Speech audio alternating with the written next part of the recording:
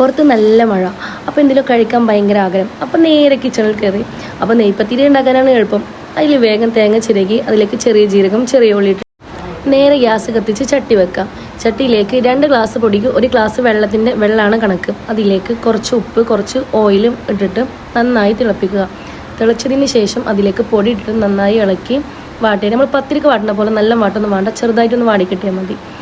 ആ പൊടി നല്ലൊരു കൗണ്ടർ ടോപ്പിൽ ഇട്ടിട്ട് അതിലേക്ക് നമ്മൾ ചതച്ച് വെച്ച ആ ഇൻഗ്രീഡിയൻസും ചേർത്ത് നന്നായി കുഴച്ചെടുക്കുക. നന്നായിട്ട് കുഴച്ചെടുക്കണം. കുഴച്ചതിൻ്റെ ശേഷം അത് നന്നായി പരത്തിയിട്ട് റൗണ്ട് ഷേപ്പിൽ നമുക്കിങ്ങനെ ചെയ്യാം. എന്നിട്ട് എണ്ണ നന്നായി ചൂടാവണം. എണ്ണ ചൂടായിട്ടില്ലെങ്കിൽ ഇതിൽ എണ്ണ കുടിക്കും. അതുകൊണ്ട് എണ്ണ നന്നായി ചൂടായതിന് ശേഷം ഓരോന്ന് ഇട്ടിട്ട് ഫ്രൈ ആക്കി എടുക്കാം.